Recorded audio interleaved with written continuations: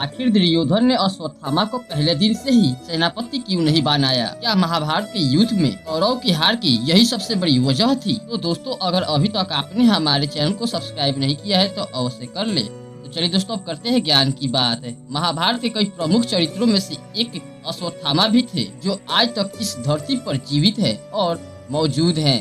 द्रोणाचार्य के पुत्र अश्वत्थामा जी ने भगवान शिव के 19वां अंश अवतार के रूप में भी माना जाता है। वो भगवान शिव के ऐसे अवतार हैं जिनकी पूजा नहीं होती। कहा जाता है कि द्रोणाचार्य द्वारा शिव जी की कठोर तप करने के पश्चात ही उन्हें अश्वत्थामा के रूप में एक संतान की प्राप्ति हुई थी।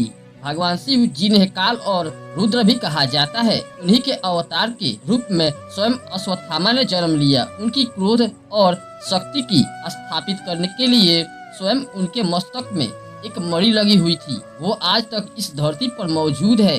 लेकिन महाभारत युद्ध के बाद 5000 साल के बाद भी एक बहुत ही खास प्रश्न सबके मन, दिल और दिमाग में उठकर आता है।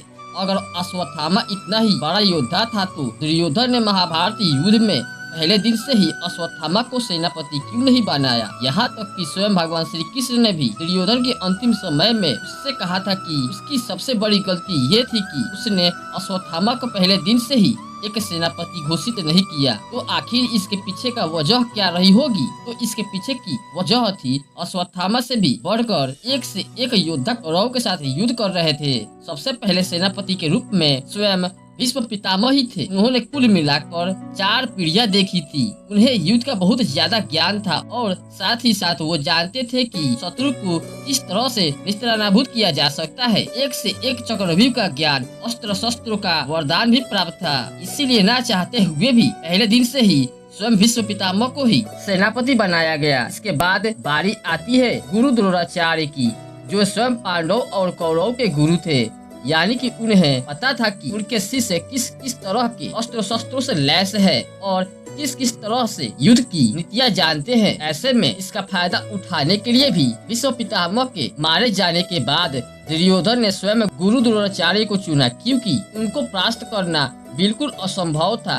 उनके पास स्वयं मानव अस्त्र था, जो हर प्रकार के कवच तोड़ने में सक्षम था, सिवाय कर्ण के कवच और कुंडल के। ब्रह्म अस्त्र हो या ब्रह्मशीला अस्त्र, ये सब उनके पास मौजूद थे। वो तो इतने कुशल योद्धा थे कि उन्हें मारने के लिए स्वयं भगवान श्री कृष्ण को छल करना पड़ा। फिर जब द्रोणाचार्य की मृत्यु हुई तो उनके बाद सेनापति बनाया गया कर्ण को।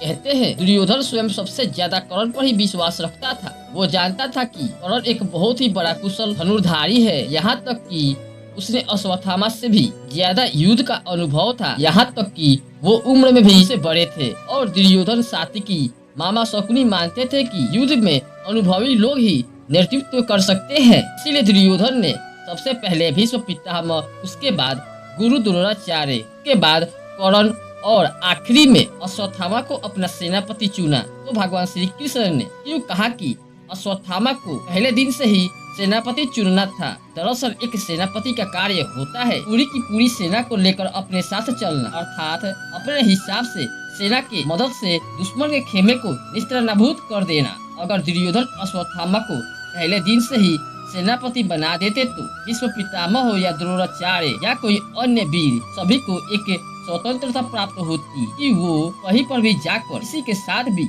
युद्ध कर सकते हैं। और उस समय कौरव सेना के पास पांडव से कई गुना ज्यादा अधिक सेना भी थे, और ये शायद कौरव के लिए सबसे बड़ा एडवांटेज होता, जिसकी मदद से कौरव जीत सकते थे।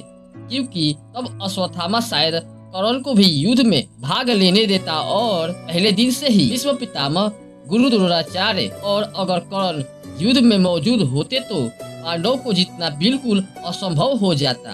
तो दोस्तों, इस पर आपकी क्या विचार है? हमें कमेंट बॉक्स में कमेंट करके जरूर बताएं। और वीडियो अच्छी लगी हो तो वीडियो को लाइक करें और चैनल को सब्सक्राइब करें, क्योंकि आपको ऐसा वीडियो हमेशा मिलता ही रहेगा। धन्यवाद।